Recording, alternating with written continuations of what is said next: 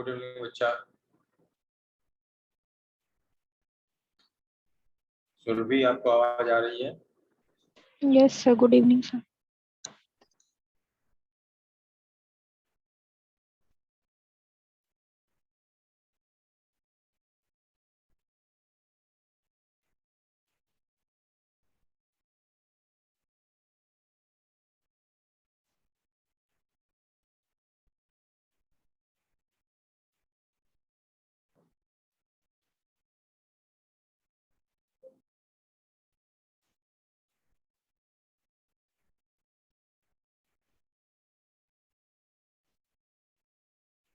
हम दो ही लोग हैं। Yes, sir.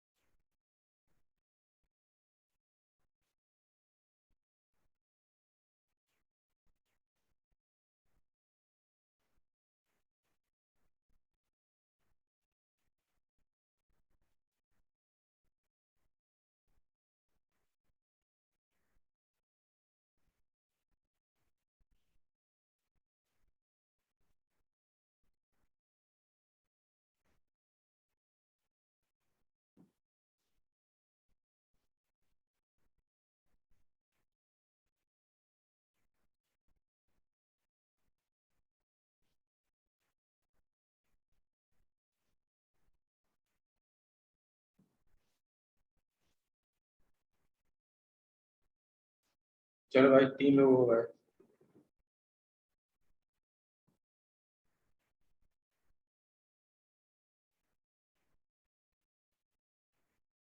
चलो शुरू किया जाए, बाकी लोग आते रहेंगे।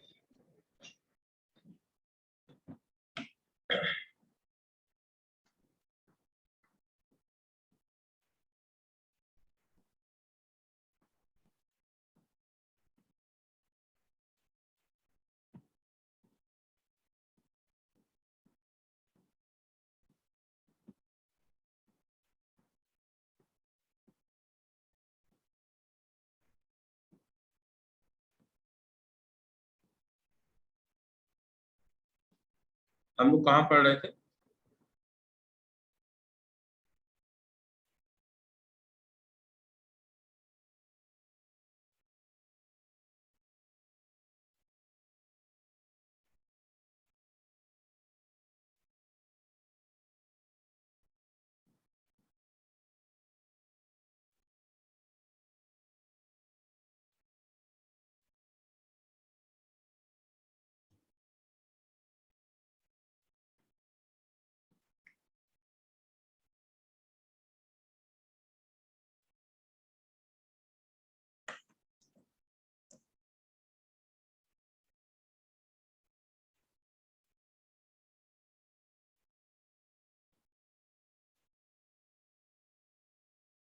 भैया, आप में से कोई ये बता दे कि कहाँ हम लोग पढ़ रहे थे।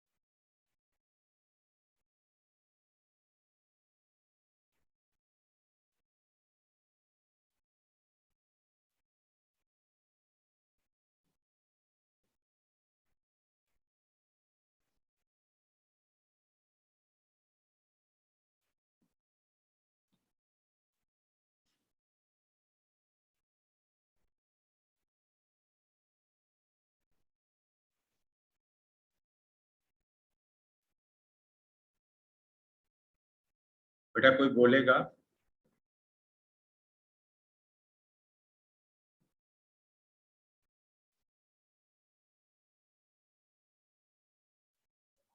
Good evening sir.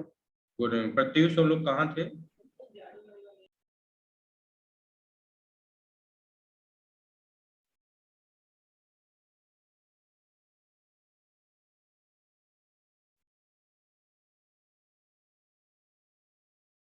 तो सल्फर के एलोट्रॉप शुरू करने हैं।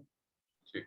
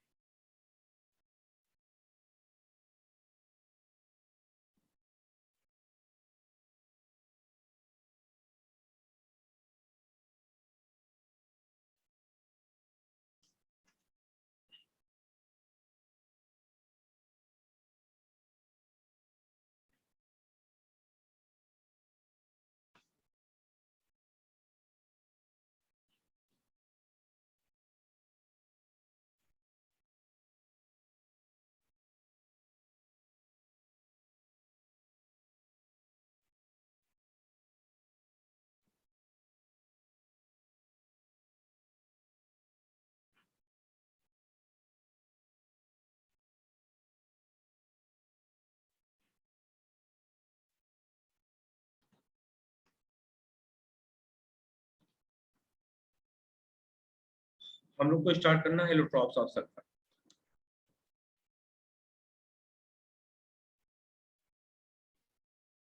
Allotropes of sulphur. Allotropes of sulphur में सबसे पहले अगर हम लोग देखें कि जहां से क्वेश्चंस आए हैं, जो उस पॉइंट ऑफ व्यू से देखें जो एनसीईआरटी में दिया गया है, तो बेसिकली दो सल्फर, एक को हम लोग बोलते हैं अल्फा सल्फर, दूसरे को बोलते हैं बीटा सल्फर। ये दोनों सल्फर एक टेम्परेचर है, जिस टेम्परेचर पे इक्विलिब्रियम पे पाए जाते हैं, वह टेम्परेचर है 369 केल्विन। इस टेम्परेचर पे अल्फा और बीटा दोनों सल्फर पाए जाते हैं, और इस टेम्परेचर को 369 टेम्परेचर को हम लोग नाम देते हैं ट्रांजिशन टेम्परेचर।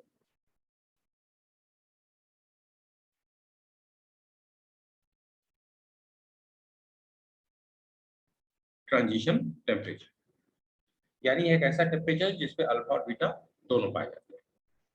अगर हम टेम्परेचर को इस टेम्परेचर से ज्यादा कर दें, यानी हायर टेम्परेचर पे चले आए, तो केवल बीटा होगा, ओनली बीटा। अगर टेम्परेचर को हम इस टेम्परेचर से कम कर दें, बिलो आ जाए, तो केवल अल्फा होगा, ओनली अल्फा। अब अगर हम 369 टेम्परेचर को देखें तो करीब करीब 90-100 के आसपास ये टेम्परेचर है। इसका मतलब 100 डिग्री सेल्सियस के आसपास की हम बात करें तो वह एक ऐसा टेम्परेचर जिसपे अल्फा और बीटा दोनों होते हैं। और अगर इस टेम्परेचर से हम नीचे आए, रूम टेम्परेचर की तरफ आए, तो हमें सिर्फ अल्फा मिलता है। तो इस बिहाफ पे हम एक कंक्लूजन निकाल लेते हैं कि eight room temperature most stable allotropic form, most stable allotropic form कौन सा हो जाता है? अल्फा। तो रूम टेम्परेचर पे सबसे स्टेबल एलोट्रॉपिक फॉर्म अगर कोई है तो अल्फा सल्फर। तो इन सबसे रिलेटेड जो पहली बात थी एलोट्रॉप से, वो ये है, एक इंपॉर्टेंट टेम्परेचर यहाँ डिफाइंड है, ट्रांजिशन टेम्परेचर, जिसपे अल्फा बीटा दोनों होते हैं। इसके नीचे सिर्फ अल्फा, इसके ऊपर सिर्फ बीटा। और चूंकि इसके नीचे की जब हम बात करते हैं, 100 के नीचे हम आते हैं, तो इसका हम रूम टेम्परेचर की तरफ जा रहे होते हैं, और वहां अल्फा सिर्फ मिलता है। तो इस बिहाफ पे हम लोगों ने बोल दिया कि अगर हम रूम टेम्परेचर की बात करें तो सल्फर का जो सबसे स्टेबल एलोट्रॉपिक फॉर्म है वो अल्फा, यानी हर सल्फर धीरे धीरे क्या करता है? अल्फा सल्फर में कन्वर्ट कर जाता है। अगली बात, अगर हम इस अल्फा सल्फर को देखें तो अल्फा सल्फर की एटॉमिसिटी 8 है। अल्फा सल्फर की एटॉमिसिटी 8 है। स्ट्रक्चर पुराना था, जो क्राउन शेप हम लोग पढ़ के आए हैं, crown shape structure. Beta sulphur को अगर हम लोग देखें तो इसकी भी एटॉमिसिटी 8 है।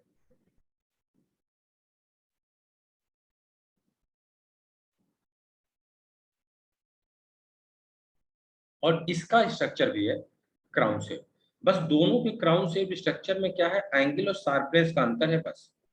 जैसे यहां अगर हम देखें,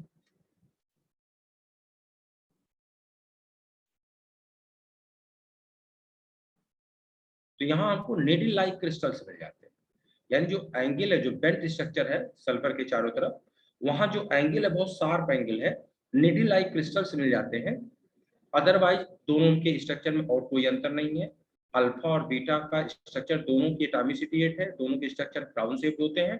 बस बीटा सल्फर में जो क्राउन है वो नुकीले नुकीले निडल लाइक क्रिस्टल्स हो जाते हैं, और कोई अंतर नहीं। अगली बात है, अगर अल्फा सल्फर हमें बनाना है तो हम एक सोल्यूशन लेते हैं। रोल सल्फर कोई स्पेशल सल्फर नहीं है, एलिमेंटल सल्फर, बस आप दिमाग में रखो। तो हम लोग क्या करते हैं, एवापोरेशन करवाते हैं। evaporating solution of roll sulfur in CS2। पहले रोल सल्फर को हम लोग CS2 में डिसॉल्व कर देते हैं, और फिर सारे CS2 जो सॉल्वेंट है उसे हम लोग उड़ा देते हैं। तो अब जो हमें स्ट्रक्चर मिलता है सल्फर का, वो हमें मिलता है क्राउन शेप। यहाँ एंगल उतना शार्प नहीं है, इसे हम लोगों ने नाम दिया था अल्फा सल्फर। सिमिलरली जब बीटा सल्फर को बनाना होता है तो हम लोग इसी सल्फर को, अल्फा को मेल्ट करवाते हैं bye melting alpha sulphur and then cooling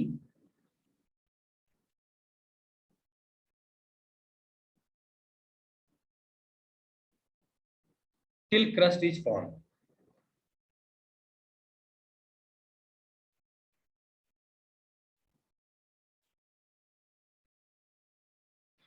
till crust is formed।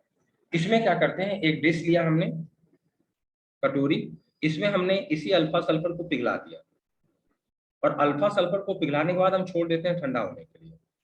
जब ठंडा होना शुरू होता है तो जो लेयर एटमॉस्फेयर के संपर्क में, वो सबसे पहले ठंडी होती है। तो यहाँ एक पपड़ी जम जाती है। बाद में इस पपड़ी में होल कर देते हैं, और जो कुछ अभी पिघला हुआ मेल्टेड सल्फर अंदर है उसे सब पूर्ड आउट गिरा देते हैं, बाहर निकाल देते हैं। और फिर जो रिमेनिंग स्ट्रक्चर्स अंदर बच जाता है, जब उसे हम देखते हैं तो वहां हमको निडल लाइक क्रिस्टल्स मिलते हैं, निडल लाइक क्रिस्टल्स मिलते हैं। और इस निडल लाइक क्रिस्टल्स को हम लोगों ने नाम दिया था alpha sulphur, sorry beta sulphur. इस निडल लाइक क्रिस्टल्स को हम लोगों ने नाम दे दिया बीटा सल्फर।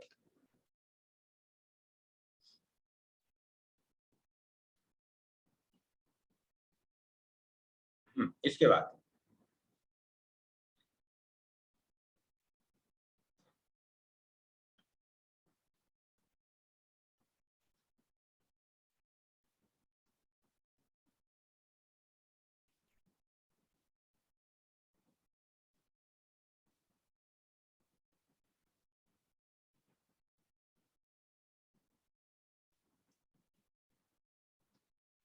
फर्दर अगर स्ट्रक्चर के बिहाफ पे हम सल्फर को या सल्फर के इलेक्ट्रॉन्स को हम लोग देखें, तो अगर कोई ऐसा सल्फर है जहां एटॉमिसिटी 8 है, S8 है, तो यह क्राउन शेप स्ट्रक्चर में होता है।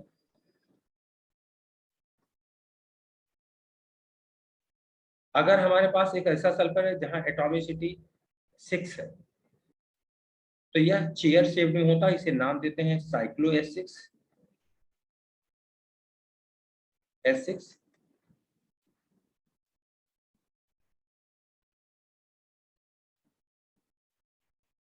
यह चेयर शेप स्ट्रक्चर में होता है।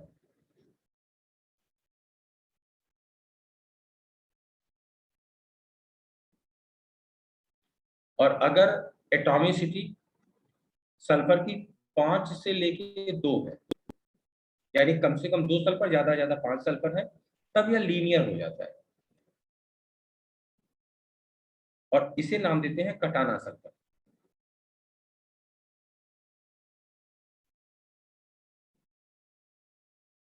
इस कटाना सल्फर का सबसे बेस्ट एग्जांपल है वेपर फेज सल्फर,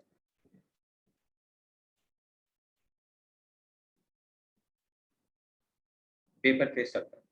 और वेपर फेज सल्फर के लिए हम लोग बोलते हैं कि magnetic properties are like die oxygen.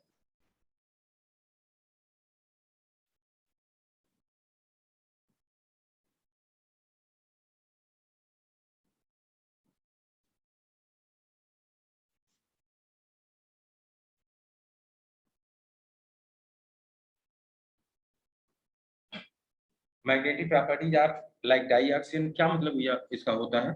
इसका मतलब है कि दो अनपेयर्ड इलेक्ट्रॉन है इसमें,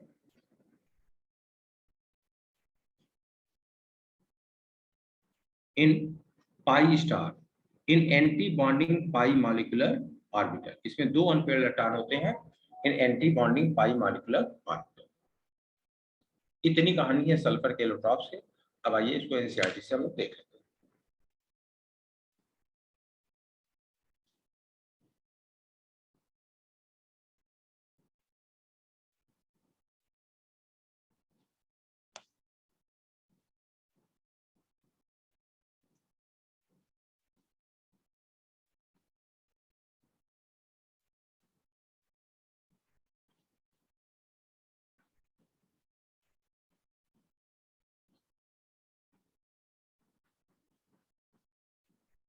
देखिए, sulphur forms numerous allotropes of which yellow rhombic, या इसको नाम दिया है अल्फा सल्फर को एक नाम देते हैं येलो रोम्बिक, एंड मोनोक्लिनिक इसे नाम देते हैं beta sulphur, are the most important. The stable form at room temperature हम लोग अभी डिस्कस करके आए हैं। The stable form at room temperature is rhombic sulphur या alpha sulphur, which transform to monoclinic sulfur when heated above this। अगर इसको 369 के ऊपर हम गर्म कर देते हैं तो यह ट्रांसफॉर्म कर जाता है मोनोक्लिनिक सल्फर पे, और यह 369 टेम्परेचर ट्रांजिशन टेम्परेचर आगे मिलेगा जिसपे अल्फा और बीटा दोनों पाए जाते हैं। Rhombic, this allotrope is yellow in colour, melting point ये है, इसका कोई जरूरत नहीं है, स्पेसिफिक ग्रेविटी दिया है। Rhombic sulphur crystals are formed on evaporating the solution of rolled sulfur in CS2। अब कह रहे हैं it is insoluble in water, non polar nature का है तो वाटर में insoluble होगा भी नहीं, but dissolved to some extent into benzene, alcohol, ether and radially dissolved CS2। Non polar organic solvent तेजी से non polar covalent compound non polar organic solvent में डिसॉल्व हो जाते हैं। मोनोक्लिनिक सल्फर, मेल्टिंग पॉइंट दिया है, स्पेसिफिक ग्रेविटी इसकी कोई मतलब नहीं है। It is solvable in CS2, यह भी वही है कि नॉन पोलर है, कोवेलेंट है, तो non polar organic solvent dissolve हो जाएगा। This form of sulphur is prepared by melting sir थोड़ा नीचे कर दीजिए प्लीज। ठीक है। This form of sulfur is prepared by melting the rhombic sulfur in a dish and cooling till crust is formed. Two holes are made in the crust and the remaining liquid poured out. On removing the crust, colorless needle-shaped crystals of beta sulfur are formed। हम लोगों ने बोला था कि दोनों की atomicity same है, बस अंतर केवल है शार्पनेस का। बीटा सल्फर में वो जो क्राउन होता है वो नीडल लाइक हो जाता है फॉर्म, और यह स्टेबल है 369 टेम्परेचर के ऊपर, हम लोग पहले ही बात कर चुके हैं। And transform into alpha sulphur below heat. तो इसी को आगे एक्सप्लेन करना है कि alpha sulphur is stable below this and transform to beta sulphur above this. आगे at 369 K both the form are stable, दोनों इक्विलिब्रियम पे पाए जाते हैं और स्टेबल होते हैं। This temperature is called transition temperature. जिस टेम्परेचर पर दोनों पाए जाते हैं और दोनों स्टेबल होते हैं उसे हम लोग नाम क्या देते हैं? Transition temperature. यानी एक ऐसा टेम्परेचर है जिसपे दोनों इक्वली स्टेबल होते हैं, इक्वली पाए जाते हैं, इसे हम लोग नाम देते हैं ट्रांजिशन टेम्परेचर। आगे both rhombic and monoclinic sulphur have the acid molecule, हम लोगों ने बात किया है अभी। These acid molecules are packed to give the different crystal structure. The acid ring in both the form are puckered and has the crown shaped. The molecular dimensions are given in the figure. State दे दिया गया। हाँ, यहाँ से एक चीज notice करने वाली है हम लोग की कि जब हम लोग ये बोलते हैं कि यहाँ सल्फर का हाइब्रिडाइजेशन है sp3 और sp3 के साथ 2 लोन पेयर है, तो स्ट्रक्चर किसी भी एक सल्फर की बात करते हैं तो उसके अराउंड स्ट्रक्चर क्या हो जाता है, बेंट। अगर यहाँ बेंट स्ट्रक्चर हमें मिल गया S8 के अराउंड, तो अगर ये रेगुलर होता तो एंगल 109 होना चाहिए। 2 लोन पेयर हो गया तो एंगल क्या है, 4 से 5 कम हो जाएगा।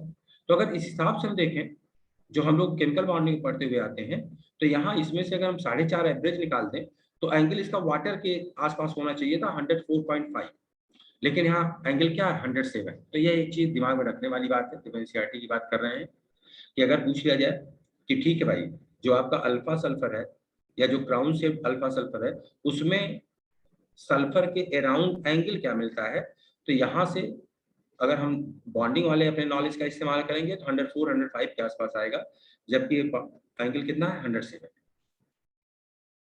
सिमिलरली जब हम चेयर की बात करेंगे तो वहां भी सिमिलर कंडीशन, वहां भी हाइब्रिडाइजेशन sp3 है, 2 है, 2 लोन पेयर है। तो इस हिसाब से देखा जाए तो क्राउन शेप और इसमें चेयर शेप दोनों में एंगल सेम आना चाहिए, लेकिन ऐसा नहीं है। जो चेयर एडाप्टेशन होता है उसमें 2 मतलब सल्फर के चारों तरफ जो एंगल मिलता है वो क्या मिलता है, 100।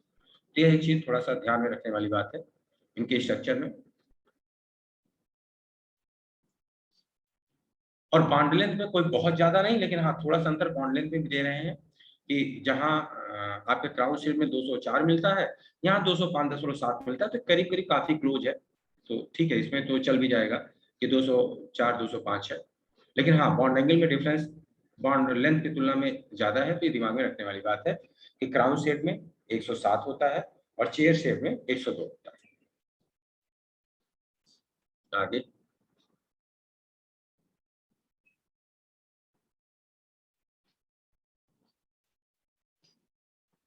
करें, several other modification of sulfur containing 6 to 20 sulfur atoms per ring have been synthesized in the last 2 decades.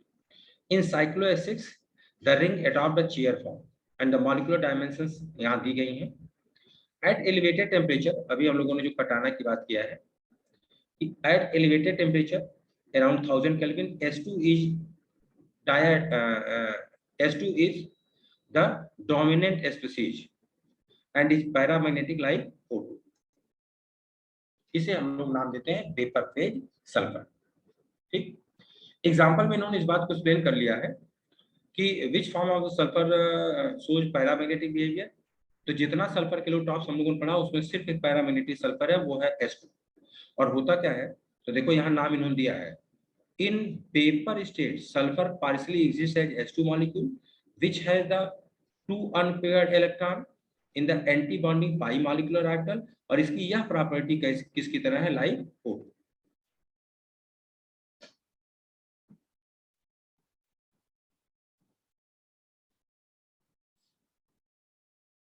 तो ये हम लोगों ने सल्फर के एरोट्रॉप्स को डिस्कस कर लिया। अब हम लोग आ रहे हैं सल्फर डाइऑक्साइड में।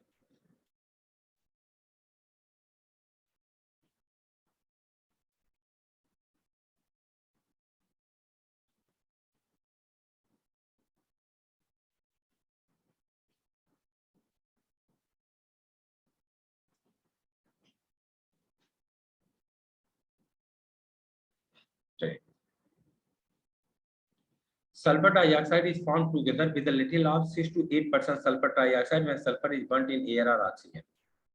तो सल्फर बनाने के हमारे पास 3 तरीके हैं। पहला है कि हम डायरेक्टली सल्फर को जला दें, तो वहां हमें डोमिनेटिंग मिलता है सल्फर डाइऑक्साइड, लेकिन 6 से 8% सल्फर डाइऑक्साइड इस रिएक्शन में बन जाता है। दूसरी एक जनरल रिएक्शन है, और जनरल रिएक्शन में एनसीईआरटी यहाँ दिया, बल्कि इसे लैब मेथड एनसीईआरटी बोल रही है।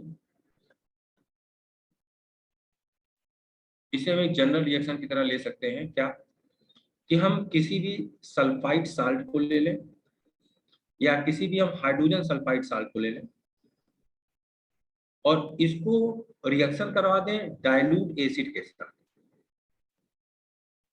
बस ध्यान इतना रखना है कि यह जो डाइल्यूट एसिड है यह स्ट्रॉन्ग, सल्फेट नहीं है भाई, सल्फाइड है।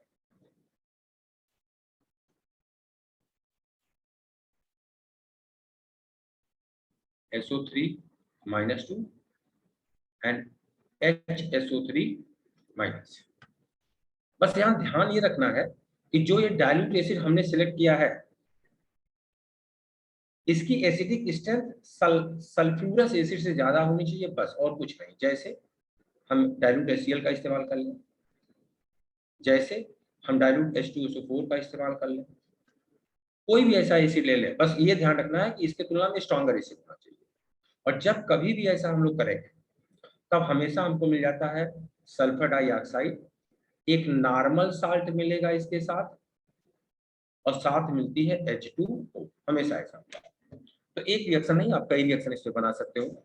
एनसीईआरटी यहाँ दिया है सल्फाइड है, हम एसिड के साथ ले रहे हैं, हमको मिल रहा है H2O और सल्फर डाइऑक्साइड।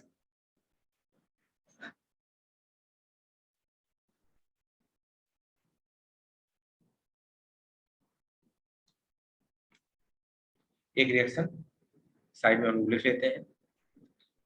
हमने लिया है सोडियम सल्फाइड,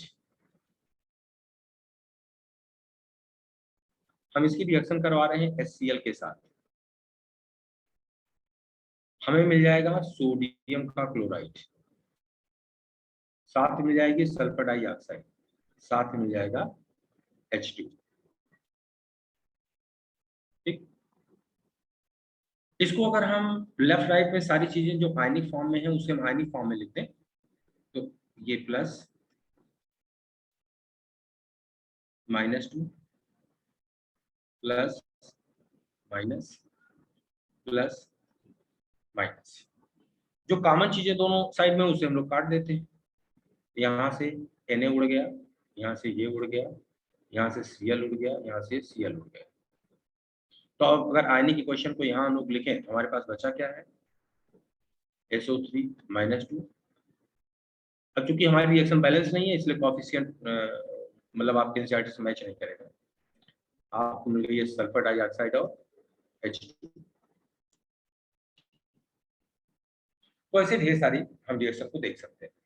तो दूसरा मेथड हमारे पास जो लैब में है बनाने का वो ये है। और तीसरा जो इंडस्ट्रियल स्केल पे हमारे पास बनाने का तरीका, वो तरीका क्या है, वो हमको एज ए बाई प्रोडक्ट मिलता है। और वो मिलता कैसे है, रोस्टिंग ऑफ सल्फाइड। यहाँ हम सल्फर डाइऑक्साइड बना नहीं रहे होते हैं, हम सल्फाइड ओर की रोस्टिंग करवा रहे होते हैं और हमें एज ए बाई प्रोडक्ट मिल जाती है सल्फर डाइऑक्साइड। आगे इन्होंने बोला है द गैस आफ्टर ड्राइंग, इसको लिक्विफाई करते हैं अंडर प्रेशर और एक स्टील के सिलेंडर में स्टोर करते हैं। अब चूंकि आप लोग का मौन व्रत है तो इसलिए मैं यहाँ क्वेश्चन नहीं पूछ रहा हूँ, नहीं तो पूछने के लिए क्वेश्चन तो खैर हर लाइन में होते हैं, लेकिन मेरे 6 बार पूछने के बाद तो आपने ये बताया कि कहाँ से पढ़ना है, तो इसलिए मैं आपको बिल्कुल परेशान नहीं कर रहा हूँ। और जब क्वेश्चन पूछना नहीं है तो फिर पढ़ाते ही रहना, कोई बात ही नहीं है। चलिए आइए अब देख लेते हैं। जब मेथड ऑफ प्रिपरेशन हम लोगों ने देख लिया तो हम लोग देखते हैं properties. Sulphur dioxide is a colourless gas with pungent smell. Sulphur dioxide एक कलरलेस गैस है, स्मेल पंजेंट स्मेलिंग, तीखी महक होती है, हाईली सॉल्युबल इन वाटर। हम जानते हैं कि सल्फर डाइऑक्साइड क्या है, ट्रू एनहाइड्राइड है। और ट्रू एनहाइड्राइड के लिए हम लोग ये जानते हैं कि अगर उसे हम पानी में डालें तो एक ही तरह का एसिड बनता है, और उसमें भी क्या पता चलता है कि ऑक्सीडेशन नंबर दोनों का सेम होना चाहिए। तो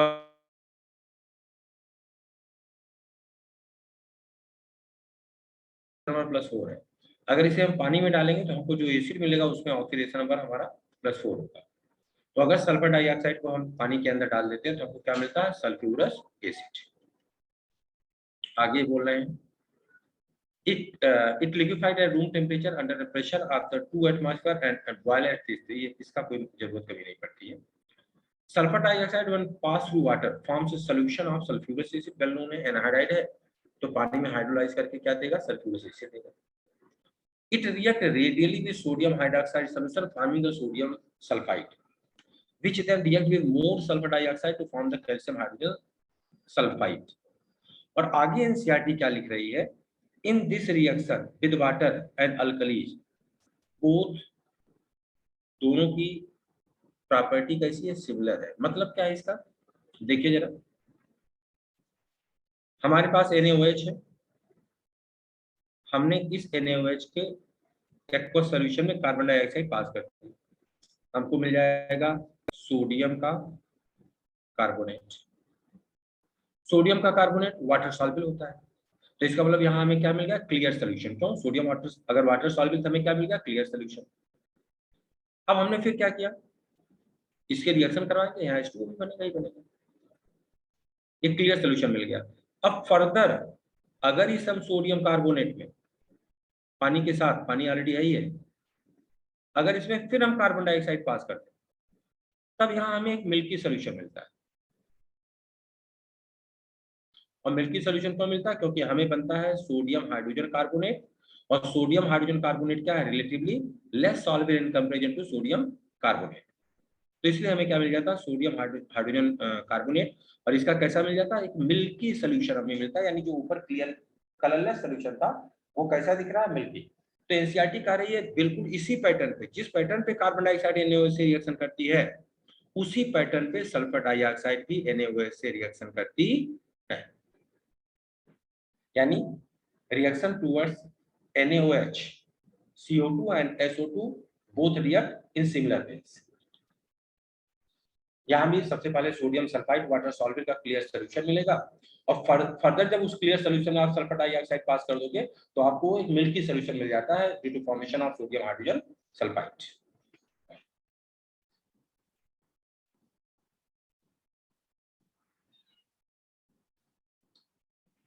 आगे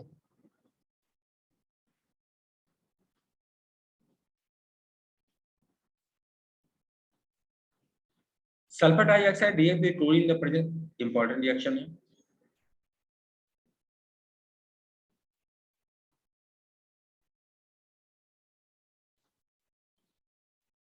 और ये आपको दे रहा है सल्फ्यूरिल क्लोराइड, रिएक्शन इंपॉर्टेंट है।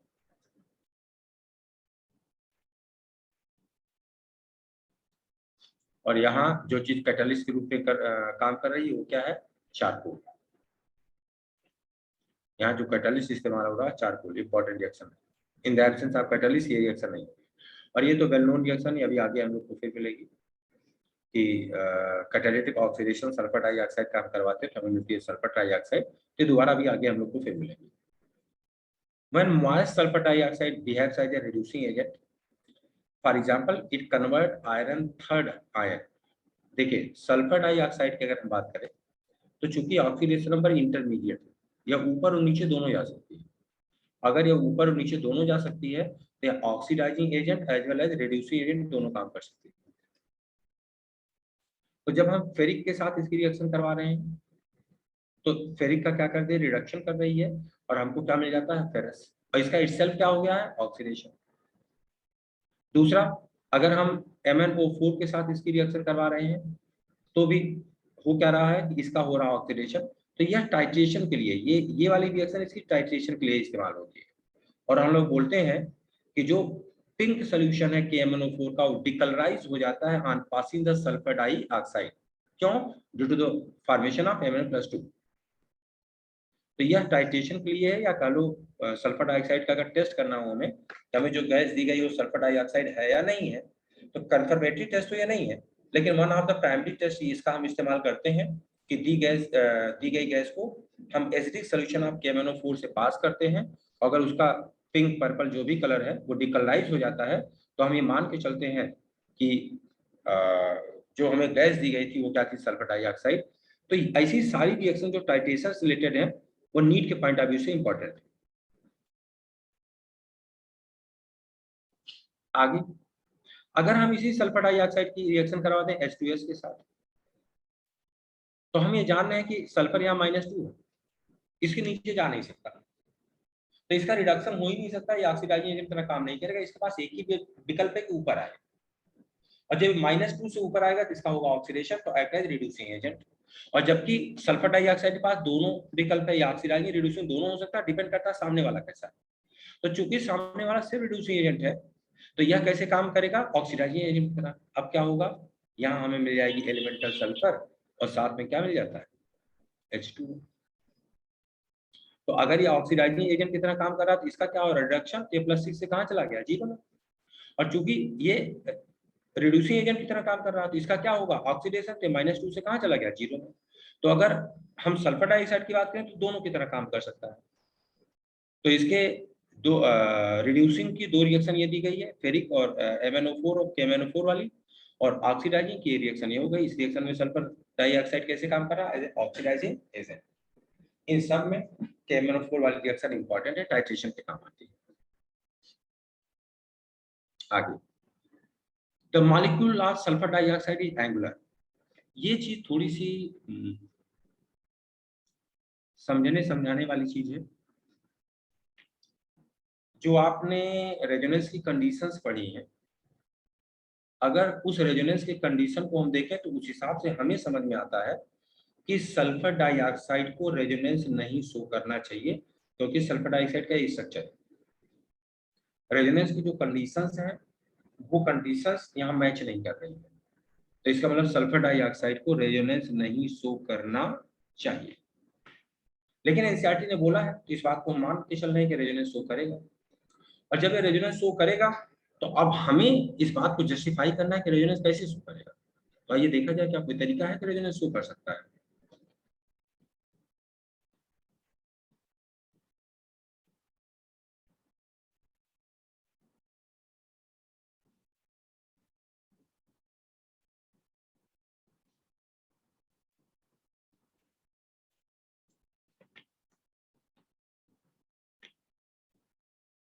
तो सल्फर वैलेंस शेल में 6 इलेक्ट्रॉन्स,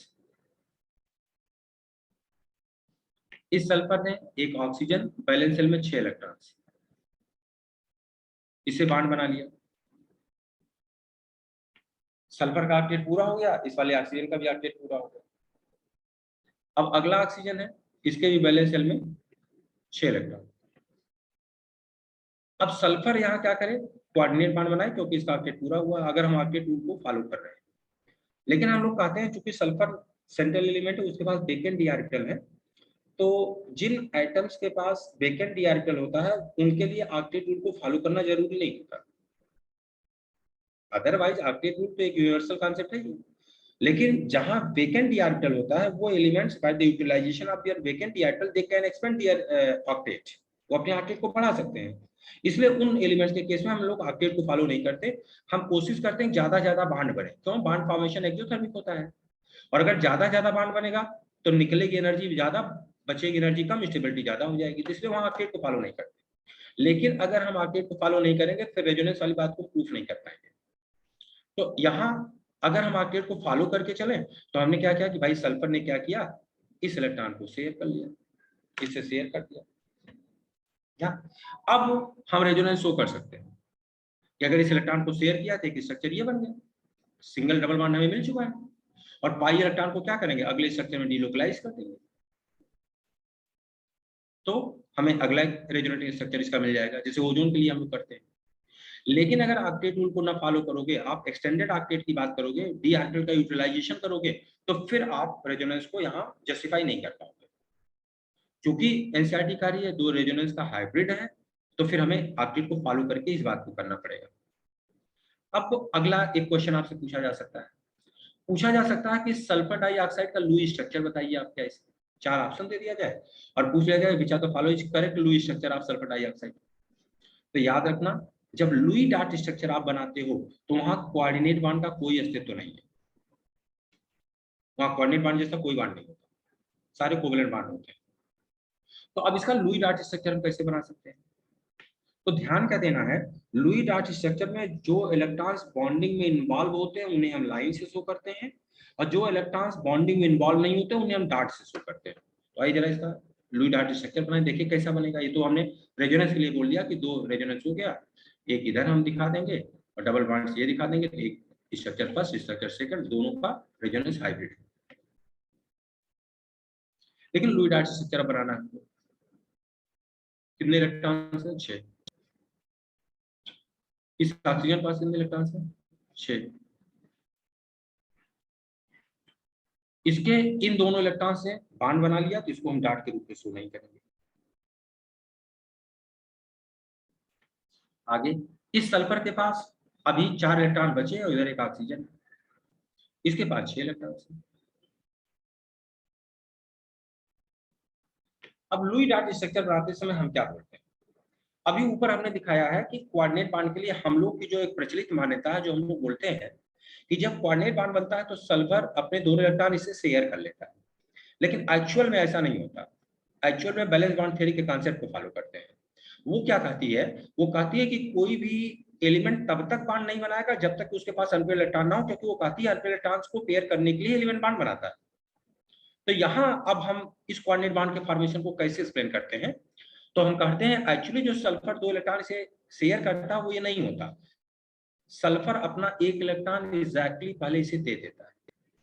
अब इसके पास एक अनपेयर डाल है और सल्फर का अपना एक अनपेयर इलेक्ट्रॉन ऑलरेडी पहले से, चूंकि 2 थे जिसको इसे शेयर करना था, तो उसमें से उसने 1 इलेक्ट्रॉन ऑक्सीजन को दे दिया और एक अपने पास रखा, और अब दोनों के पास अनपेयर इलेक्ट्रॉन हो गए तो दोनों को इसने क्या कर लिया, पेयर करके बॉन्ड बना लिया। ये डॉट स्ट्रक्चर हो गए।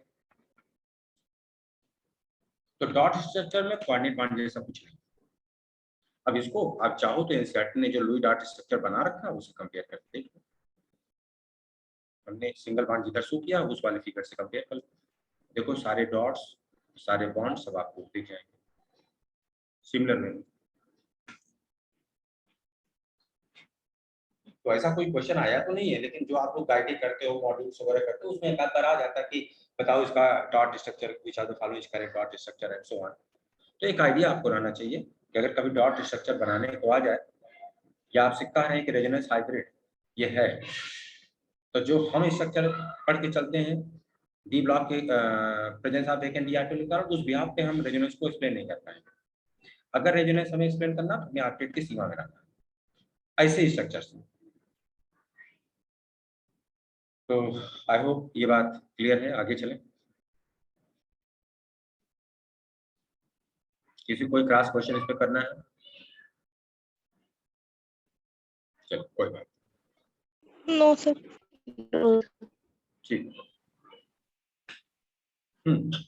तो ये अच्छा, अब आगे अब यूजेस की बात कर रहे हैं। तो sulphur dioxide use, sulphur dioxide का इस्तेमाल करते हैं refining of petroleum and sugar. जब शुगर की रिफाइनिंग करते हैं तो एक्चुअली ब्लीचिंग कर रहे होते हैं, क्योंकि शुगर जो गुड़ से बनाई जाती है, गन्ने से बनाई जाती है, वो ब्राउन कलर है या yellow brown, yellowish brown colour है, और जो चीनी हम खाते हैं बिल्कुल क्रिस्टल व्हाइट है, तो उसको ब्लीच करते हैं। तो जब हम बोलते हैं कि सल्फर डाइऑक्साइड का इस्तेमाल यहाँ कर रहे हैं, तो एक्चुअली यहाँ सल्फर डाइऑक्साइड का इस्तेमाल किस पर्पज के लिए हो रहा है, रिफाइनिंग क्या, ब्लीचिंग के लिए हो रहा है। आगे सल्फर डाइऑक्साइड अपने आप में एक ब्लीचिंग रिएजेंट, और जब ये ब्लीच करता है तो किसका कर रहे हैं, वूल का, सिल्क का ब्लीचिंग करवा रहे हैं इससे as a bleaching agent. Bleaching में 3 क्वेश्चन पूछे जाते हैं कि bleaching action due to oxidation या रिडक्शन है। तो सल्फर डाइऑक्साइड का bleaching action due to nascent oxygen होता है, इसलिए हम बोलते हैं रिडक्शन के कारण होता है। अगली चीज पूछी जाती है ब्लीचिंग एक्शन टेम्परेरी या परमानेंट। तो रिडक्शन के कारण होने वाला हर ब्लीचिंग होता है टेम्परेरी, हर ब्लीचिंग होता है टेम्परेरी। और तीसरी बात होता है कि कोई ड्राई ब्लीचर की तरह काम करेगा या वेट ब्लीचर यानी बिना पानी के ब्लीच करेगा, पानी की जरूरत है। तो सल्फर डाइऑक्साइड ड्राई ब्लीचर नहीं है, बिना पानी के या ब्लीचिंग प्रॉपर्टी शो नहीं करेगा, तो यह ड्राई ब्लीचर की तरह काम नहीं करता है, यह वेट ब्लीचर है, इसे मॉइस्चर की जरूरत होती है जब इसे ब्लीचिंग एक्शन शो करते हैं। अगली चीज, यह एक देखो एंटी क्लोर की तरह काम करता है। इसका मतलब किसी मीडियम में अगर क्लोरीन ज्यादा हो गई है तो वहां से क्लोरीन को हटाने के लिए इसका इस्तेमाल करते हैं। एंटी क्लोर की तरह एक कंपाउंड और काम करता है और वह है sodium thiosulphate. It is also antichlor, Na2H2O3, sodium thiosulphate. तो सल्फर डाइऑक्साइड भी एंटीक्लोर के रूप में काम कर रहा है और सोडियम थायोसल्फेट भी एंटीक्लोर के रूप में काम करता है, किसी मीडियम से एक्सेस क्लोरीन को रिमूव करने के लिए। अगला कारण डिसइंफेक्टेंट है, यानी कहीं इन्फेक्शन है माइक्रोब से, उसके किल करने के काम आता है। और जो आप यहाँ इसमें से अभी पूछा जा चुका वो प्रिजर्वेटिव, सीबीएसई का साल घर पे होगा, उसे खोल लेना। 4-5 साल पहले का पूछा गया क्वेश्चन है, दिया गया होगा। और प्रिजर्वेटिव जब पूछा बेटा सीबीएसई वाले साल में या जब नीट में आया था तो दो चीजों को कंपेयर करके पूछा गया था, NO2 और SO2। इसकी प्रॉपर्टी कंपेयर करके पूछी गई थी। तो जो राइट आंसर था वो यही था कि SO2 को हम प्रिजर्वेटिव के रूप में तो इस्तेमाल करते हैं, लेकिन NO2 को हम प्रिजर्वेटिव के रूप में इस्तेमाल नहीं करते हैं। तो 3-4 साल पहले का क्वेश्चन है, तो आपके सीबीएसई वाले साल में क्वेश्चन है, घर पे क्लास के बाद आप देख लेना। इनको जब हम कंपेयर कर रहे थे, ये भी एस डी का, ये भी एस डी का वगैरह वगैरह, तो साथ में ये बात आई थी। तो हम SO2 को तो एक प्रिजर्वेटिव के रूप में इस्तेमाल करते हैं, लेकिन NO2 को प्रिजर्वेटिव के रूप में इस्तेमाल नहीं करते। सर एंटी क्लोर क्या बताया आपने? एंटी क्लोर का मतलब हो गया अगर कहीं क्लोरीन किसी मीडियम में एक्सेस हो गई है, तो उस मीडियम से क्लोरीन को रिमूव करने के लिए जिस भी केमिकल कंपाउंड का हम इस्तेमाल करते हैं उसे बोलते हैं एंटी क्लोर। मतलब क्लोरीन के अगेंस्ट वो काम करता है, क्लोरीन को हटाता है, रिमूव करता है। Okay sir. आगे सल्फ्यूरिक एसिड बनाते हैं। अभी जब हम आगे बनाएंगे सल्फ्यूरिक एसिड में बिना इसके बन ही नहीं पाएगा। सोडियम हाइड्रोजन सल्फाइड अभी रिएक्शन इन्हें वैसे करवा आप रहे थे, तो देखिए सोडियम सल्फाइड और सोडियम हाइड्रोजन सल्फाइड दोनों बन रहा था। सिमिलरली कैल्शियम हाइड्रोजन सल्फाइड उसी वे में बन जाएगा जैसे calcium hydroxide, aqueous solution of calcium hydroxide में सल्फर डाइऑक्साइड पास कर दीजिए, कैल्शियम हाइड्रोजन सल्फाइड बन जाएगा। और सारे इंपॉर्टेंट इंडस्ट्रियल केमिकल्स। आगे liquid SO2 use as solvent. और एक इंपॉर्टेंट बात क्या है कि लिक्विड SO2 को हम एक सॉल्वेंट के रूप में इस्तेमाल करते हैं।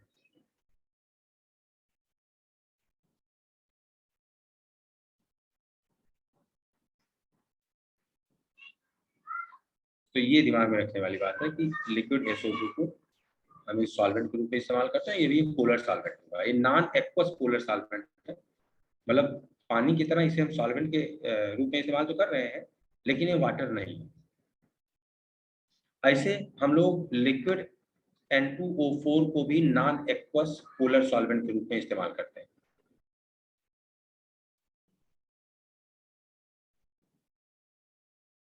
Non aqueous polar solvent. तो SO2 को भी, लिक्विड SO2 को भी हम इस्तेमाल कर रहे हैं, और लिक्विड N2O4 को भी हम नॉन पोलर एक्वस सॉल्वेंट के रूप में इस्तेमाल करते हैं।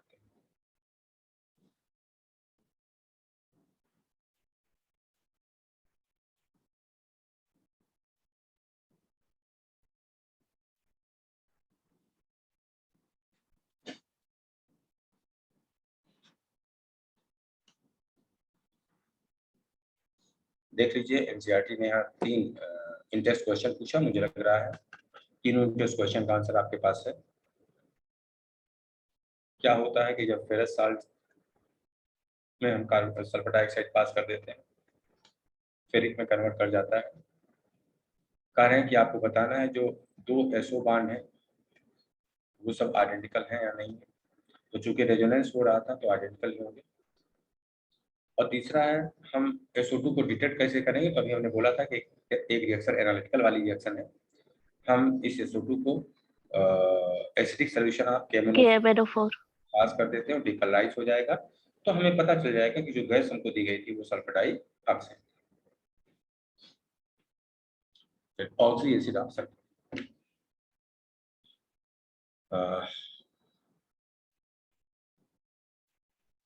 नाइट्रोजन चैप्टर के शुरुआत में हमने आपको फास्फोरिक एसिड केवल बताई है या ऑक्सी एसिड के भी सारे स्ट्रक्चर बता रखे हैं।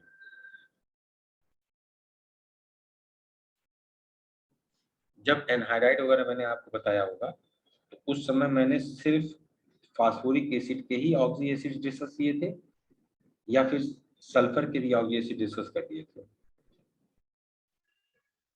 फास्फोरस जी खाली फास्फोरस किए थे। सर फास्फोरस के हुए थे। अच्छा चलो ठीक है। तो हेडिंग डाल दीजिए oxy acid of sulphur.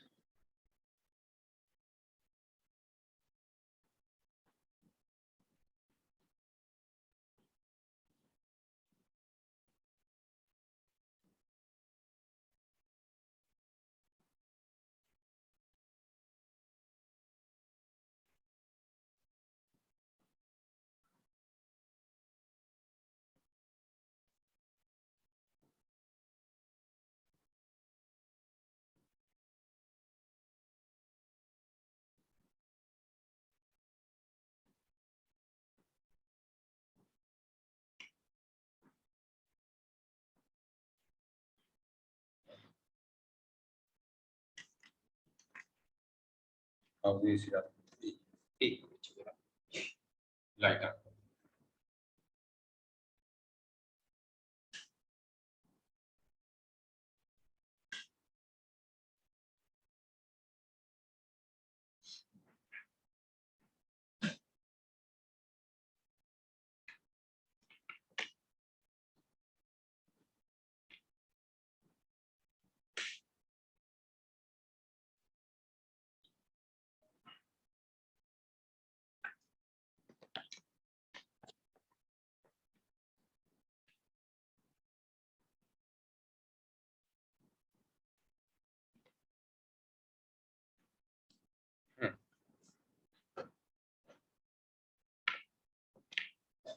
Oxygen acid आप सल्फर। सबसे पहला ऑक्सीजन एसिड अगर देखें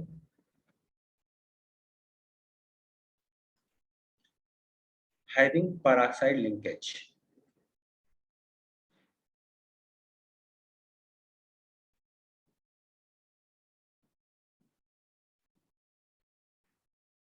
having peroxide linkage। दो एसिड्स होते हैं जिनके पेरोक्साइड बॉन्ड है, एक है H2SO5 और अगला है H2S2O8। H2SO5 को हम लोग नाम देते हैं पर ऑक्सी मोनोसल्फ्यूरिक एसिड, पर ऑक्सी मोनो सल्फ्यूरिक एसिड। और H2SO8 को नाम देते हैं पर ऑक्सी डाइसल्फ्यूरिक एसिड, पर ऑक्सी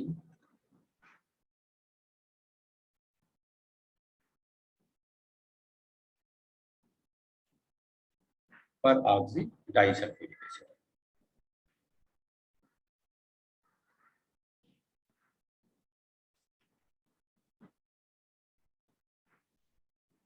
पर ऑक्सी डाइसल्फ्यूरिक एसिड। अगर इस स्ट्रक्चर की बात करें तो हमने सल्फ्यूरिक एसिड का स्ट्रक्चर बना लिया, क्योंकि दोनों बने तो सल्फ्यूरिक एसिड से।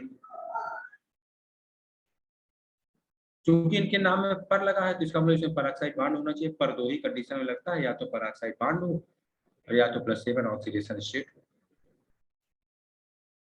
ये हो गया पर ऑक्सी मोनोसल्फ्यूरिक एसिड।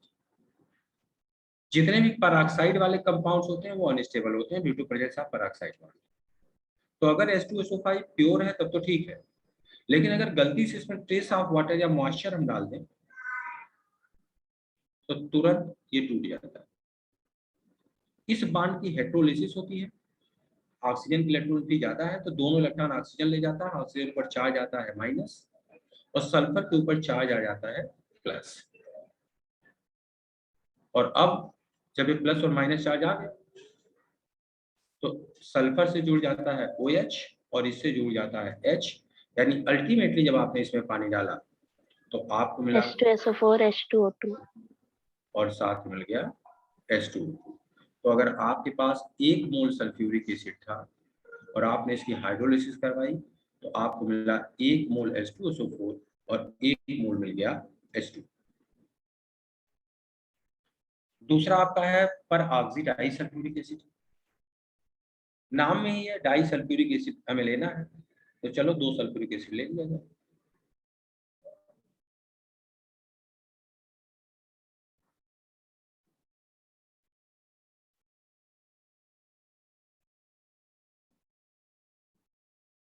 अब अगर हम इस परागी डाइसल्फ्यूरिक एसिड को जो नीचे हमने लिखा अगर इसको हम कंपेयर करें तो नीचे हमारे पास 2 हाइड्रोजन एक्स्ट्रा आ गया। अगर हम दोनों सल्फ्यूरिक एसिड को जोड़ देंगे तो आ जाएगा H4S2O8 और हमें H2 चाहिए। दो हाइड्रोजन हमारे पास फालतू हो गया इस एसिड को बनाने के लिए, तो उसके लिए हम कुछ नहीं करते, ये जो बीच वाला दोनों हाइड्रोजन है इसे उड़ा देते हैं और डायरेक्ट दोनों ऑक्सीजन को आपस में जोड़ देते हैं। सारी शर्त हमारी पूरी हो गई, पेरोक्साइड बॉन्ड में मिल गया, तो इसलिए इसके नाम में हम वर्ड क्या लगा सकते हैं, पर 2 सल्फ्यूरिक एसिड मिलकर इसे बना रहा है तो इसलिए हम डाई सल्फ्यूरिक एसिड बोलते हैं। और ये oxy acid oxygen containing acid है, तो इसलिए ऑक्सी एसिड बोलते हैं। तो नाम हो गया peroxydisulphuric acid, commonly known as Marshall's acid, और पहले वाली commonly known as Caro's acid. अभी हम लोगों ने बोला कि जहां भी पेरोक्साइड बॉन्ड है, अगर अकेले है, प्योर है, 100% है, तो ठीक है, स्टेबल है। लेकिन अगर इम्प्योरिटी है तो ये भी हो जाएगा अनस्टेबल। हेट्रोलिसिस होनी है, चाहे एसओ बांड, चाहे इससे चाहे उससे, किसी एसिड से करवाएंगे हेट्रोलिसिस होगी। ये आपका बांड टूट गया और इससे जुड़ गया हाइड्रोजन और इससे जुड़ गया ये, तो इनिशियली आपको अगर हाइड्रोलिसिस करवाएं, तो जब पार्शियल हाइड्रोलिसिस होती है तब आपको मिल रहा है H2SO4, और अगली चीज आपको मिल रही है H2SO5, यानी हमें H2O2 नहीं मिला। लेकिन हम पढ़ के आ रहे हैं। हाँ सर यहाँ पर सल्फर में डबल बॉन्ड ओ भी होगा ना, peroxy डाइसल्फ्यूरिक एसिड में, फर्स्ट वाला जो है। हाँ, ये मिट गया होगा यार, तो बिना इसके कैसे बनेगा। Yes sir. हाँ, तो ये हो गया H2SO4 और अगला है H2SO5। लेकिन हम पढ़ के आ रहे हैं कि चूंकि इसमें हमने पानी डाला है, तो अब H2SO5 जो है ये भी स्टेबल थोड़ी ना है। अगर आपने पानी डाल रखा है तो अल्टीमेटली इसकी हाइड्रोलिसिस रुकेगी नहीं, और अब जब ये हाइड्रोलाइज करेगा तो एज यूजुअल हम पहले ही स्ट्रक्चर पहले वाले में देख चुके हैं, हमें मिलेगा H2SO4 और साथ में मिलेगा H2। तो जब इसकी फर्स्ट स्टेप हाइड्रोलिसिस हम करवाते हैं, पार्शियल हाइड्रोलिसिस जब होती है, तब हमें H2O2 नहीं मिलता। लेकिन जब सेकंड कंप्लीट हाइड्रोलिसिस होती है, तब हमें अल्टीमेटली अगर देखा जाए तो हमें मिल जाता है 2 मोल H2SO4 और 1 मोल, यानी हमको इस एसिड का 1 मोल दिया गया था। तो जब पार्शियल हाइड्रोलिसिस हमारी हुई तो 1 मोल हमें सल्फ्यूरिक एसिड मिला था, 1 मोल हमें पेरोक्सी मोनोसल्फ्यूरिक एसिड मिला था। और जब कंप्लीट हाइड्रोलिसिस हो गई तो 2 मोल अब हो गए हमारे पास सल्फ्यूरिक एसिड और 1 मोल हो गया H2। तो पहला जो ऑक्सी एसिड था सल्फर का, वो इस सीरीज का था कि जिसमें पेरोक्साइड बॉन्ड पाया जाता है, complete structure and so on. और हाइब्रिडाइजेशन के बारे में नहीं सोचना है, ऑक्सीडेशन नंबर बारे में नहीं सोचना है, क्यों एक लगा है तो ऑक्सीडेशन में +6 होगा, और हाइब्रिडाइजेशन सबका होता है sp3, उसके बारे में सोचना ही नहीं।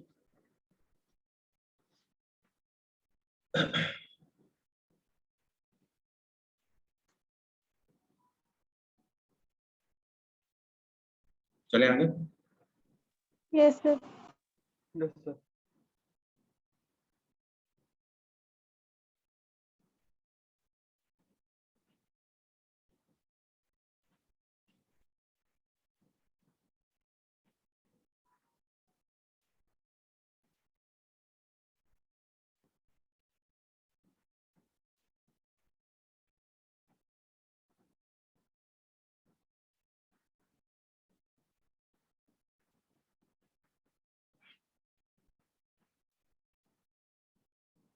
दूसरा एसिड है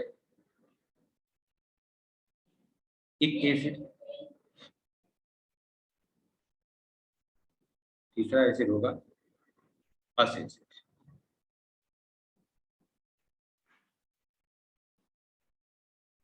एक एसिड की बात करें तो जैसा +6 ऑक्सीडेशन नंबर होना चाहिए, हमारे पास SO3 है, ऑक्सीडेशन में +6, इसको हमने पानी में डाल दिया, 2 एनहाइड्राइड है, और जितने भी 2 एनहाइड्राइड होते हैं वो पानी में डिजॉल्व होकर एक तरह का एसिड देते हैं, ऑक्सीडेशन नंबर चेंज होता नहीं, पानी को डालो या निकालो, मिल गया सल्फ्यूरिक एसिड। इक हमें बता रहा है कि इसमें OH कितने होंगे, जितनी हाइड्रोजन होती है, जैसे हम लोगों ने फास्फोरस के बारे में पढ़ा था, और जो ऑक्सीजन बच गई वो डबल बॉन्ड से लग जाएगी। ऑक्सीडेशन नंबर +6 है, हाइब्रिडाइजेशन sp3 है, पाई बॉन्ड बना है by the overlapping of p pi d पाई। अब अगर हम इस एसिड का 2 मोल ले लें, 2 मोल, तो अगर इसका हम 2 मोल ले लेंगे तो हो जाएगा H4S2O8, और इसमें से 1 मोल वाटर निकाल लें तो बचेगा हमारे पास H2S2O7। और जब कभी ऐसा करते हैं तो ऑलरेडी हम बोल चुके हैं, हमेशा हम उस नए वाले एसिड को नाम देते हैं पायरो, तो इसका नाम हो गया पायरो सल्फ्यूरिक एसिड। पायरो हमें एक बॉन्डिंग बिहेवियर बताता है SOS। एक बता रहा OH कितना होना चाहिए, 2। एक क्या बता रहा OH कितना होना चाहिए, 2। हमारे पास 4 ऑक्सीजन बच गई, डबल बॉन्ड से जोड़ देंगे। ये हो गया पायरोसल्फ्यूरिक एसिड, पायरोसल्फ्यूरिक एसिड। अब इस एक एसिड से अगर हम बीच वाली ऑक्सीजन निकाल दें तो फास्फोरस में जब कर रहे थे तो हाइपो वर्ड लगा रहे थे, लेकिन यहाँ एक नई सीरीज बनती है, जब एसएस लिंक डायरेक्ट होता तो थायो वर्ड लगाते हैं, हाइपो नहीं लगाते। लेकिन उस एसिड को भी अलग से पढ़ेंगे, यहाँ से डायरेक्ट नहीं बनाने हैं। वैसे अगर हम बनाए तो यहाँ से डायरेक्ट भी एसिड बन जाएंगे। चलो बनाए देते हैं।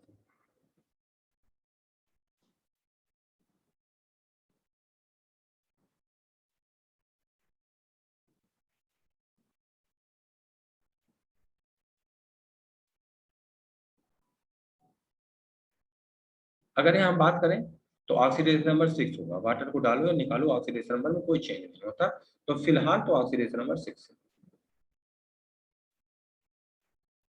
अगर इसमें से हम डायरेक्ट एक ऑक्सीजन निकाल दें तो बीच वाली ऑक्सीजन निकल जाएगी।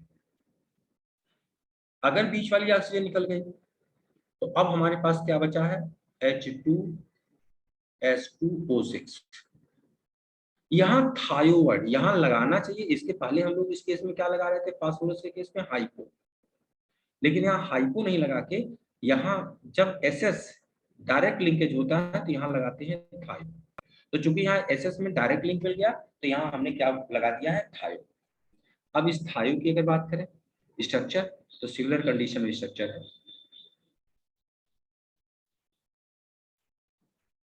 अरे यार 3 क्यों कर दिया,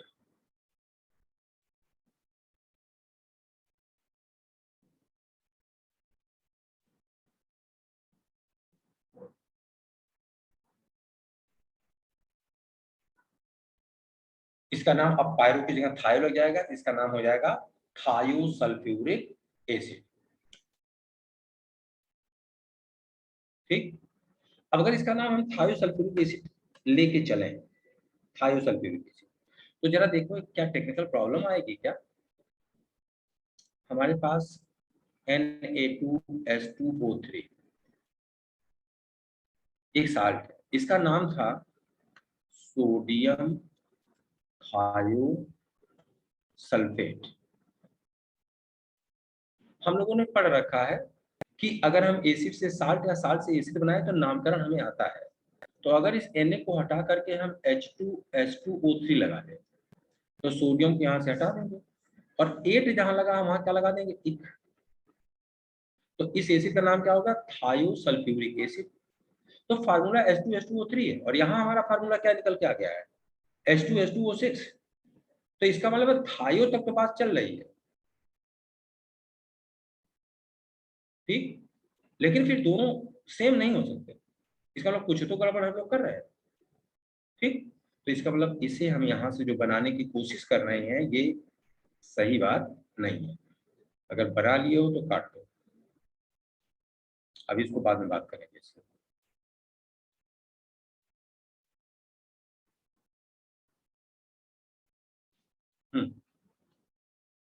तो पायरोसल्फ्यूरिक एसिड वापस आ गए।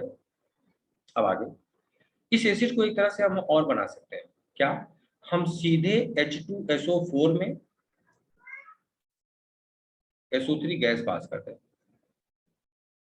और तब इसे पायरोसल्फ्यूरिक एसिड ना बोल करके तब इसका कॉमन नेम देते हैं ओलियम। यानी पायरोसल्फ्यूरिक एसिड को ही हम लोग नाम देते हैं ओलियम। जब हम H2SO4 बना रहे होते हैं, जब हम कंसंट्रेट H2SO4 में सल्फ्यूरिक एनहाइड्राइड को घोल रहे होते हैं, तब हमें ये मिलता है H2H2O7 और उस समय इसे हम नाम देते हैं कि हमें लेट कॉन्ट्रैक्ट प्रोसेस से क्या मिलता है, ओलियम मिलता है। चलिए दूसरे सीरीज में आ जाए इधर, अस एसिड।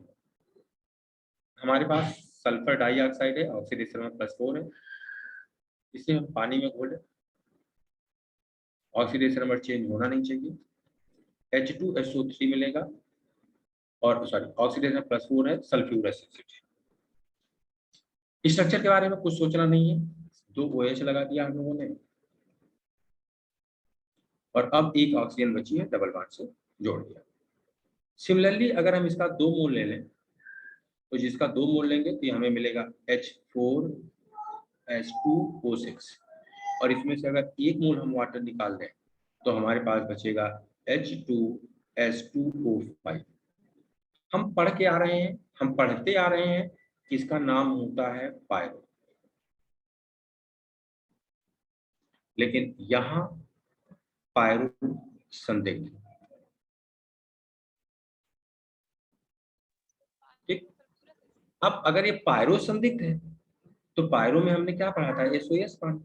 तो अगर अभी जो इतना हमारे पास नॉलेज हम उसके अकॉर्डिंग बात करें, SOS बॉन्ड हो जाएगा, 2 OH हो जाएंगे, और अब हमारे पास ऑक्सीजन 2 बच गई है।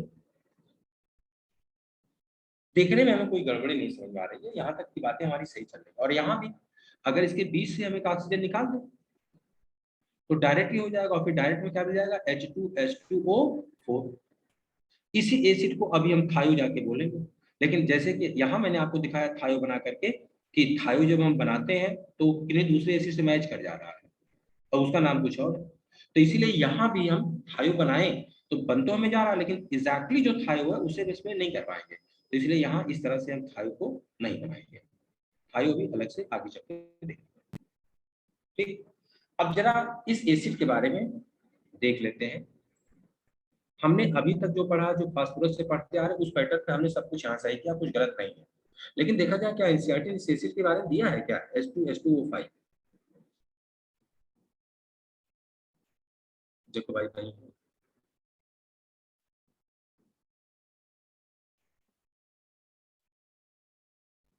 H2SO3 है, H2SO4 है, H2S2O5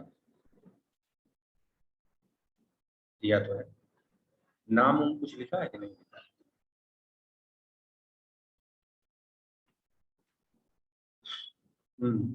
चलो इसको देखते हैं अभी। और ये जितनी एसिड एनसीईआरटी ने दे रखा है, आगे इनके बारे में क्या बोल रही है, some of these acids are unstable and can not be isolated. कौन से अनस्टेबल है, किसको आइसोलेट नहीं कर सकते, ऐसा एनसीईआरटी ने कुछ नहीं दिया, बस बोल रही है इनमें से कुछ अनस्टेबल होते हैं पर उनको हम आइसोलेट नहीं कर सकते। अब हमें यार H2SO5 के बारे में तलाशना है। किसी बच्चे को इसका स्ट्रक्चर पता है या मैं गूगल करूं?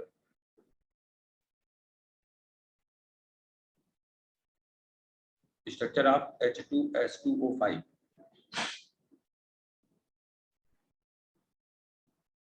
Sir S double bond S होता है।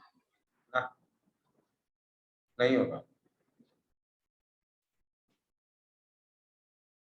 H2SO5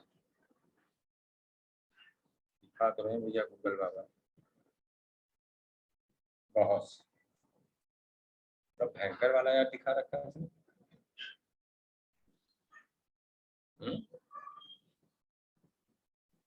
क्या दिखा दिया, कहाँ गया भाई? हाँ ये हम लोगों ने इसे इस तरीके से बनाया है, पायरो। देखो, यानी जो हमारी पायरो की कहानी फास्फोरस से सल्फर तक आई है, पायरो सल्फ्यूरिक तक तो चल गई है, लेकिन पायरो सल्फ्यूरस में आके गाड़ी हम लोग की फंस गई। ठीक, इसका नाम भी देखो, ये जो पायरो हमने कहा ना कि अभी बोला कि नाम संदिग्ध है, क्योंकि हम लोगों ने एक पैटर्न पढ़ा था और उस पैटर्न पे हमारे सारे एसिड खड़े उतर रहे थे, यहाँ आके गाड़ी फंस गई। इसका पायरो नाम संदिग्ध है। अब भैया इन्होंने कुछ नाम उन दिया है क्या, पायरो सल्फ्यूरस एसिड, अरे यार सिनोनिम्स तो दे रहे हैं, डाई सल्फ्यूरस एसिड, चलो लिख तो, किसी को मिला गूगल में कुछ? सर स्ट्रक्चर मिला। सर वही जो आपको दिख रहा है वही। अच्छा यही है यस सर। यार। फिर इसका मतलब हम लोग का क्या नाम वाम सब सही जुगाड़ जो हम लोगों ने बनाया है एसिड का, वो भी एक बच्चे की ही देन है। अदरवाइज पहले तो मैं ही बता रहा था। पिछले साल एक बच्चे ने किसी एसआरबी के बच्चे को कहा था सर ये वाला गूगल पे भी बहुत सारे प्रैंक होते हैं। अच्छा ये भी गड़बड़ है क्या यार? यस सर, सर गूगल पे सारी बातें सच थोड़ी ना होती, तो बहुत सारी चीजें जो होती हैं वो बहुत फालतू की चीजें पड़ी होती हैं। अरे भाई तो ये कैसे पता चलेगा यार? तो उसको फिर मुझे टेक्स्ट निकालना पड़ेगा, वो मतलब किताबें तलाशनी पड़ेंगी। चलो फिर छोड़ो, फिर हम देख ही लेंगे इसको। चलो इसको संदिग्ध लिस्ट में डाल दो। और मेरा ये कहना कि हम देख लेंगे वो अपने आप में एक असंभव है। सर ज्यादातर स्ट्रक्चर में ये शो हो रहा है कि एक एस की +5 है और दूसरे की +3।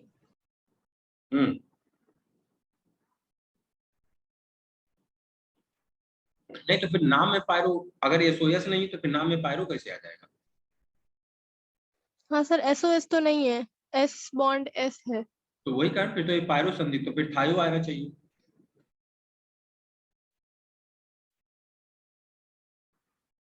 सर NCERT में क्या दिया?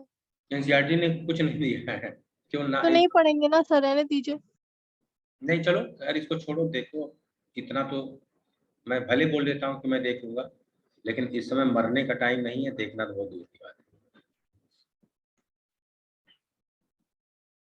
मैं 5 निपटा चुका हूँ और आपके यहाँ 6ठी क्लास ले रहा हूँ। चलिए आगे बढ़िए, छोड़िए इसको, इस चक्कर में समय नहीं बर्बाद करेंगे, इसको छोड़ देते हैं। किसी बैच में और किसी बैच का हमको लग रहा है सबसे पीछे आप ही का बैच है, और हर जगह तो हो ही गया होगा, इसको बताया भी नहीं शायद। चलो ठीक है। हाँ तो ये हम दूसरे सीरीज में अस और टिक को हम लोगों ने डिस्कस कर लिया। अब हम तीसरे सीरीज के एसिड पे आ रहे हैं।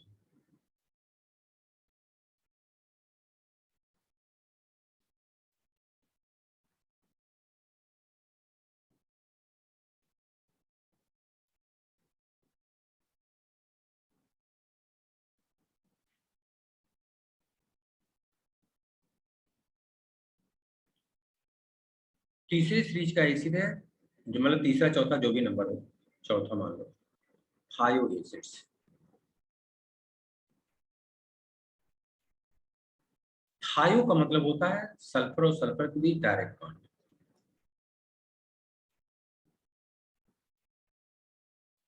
Direct linkage between sulphur and sulphur. अब थायो में हम दो एसिड पढ़ते हैं, बल्कि थायो में 3 एसिड पढ़ते हैं, ABC कर लेते हैं।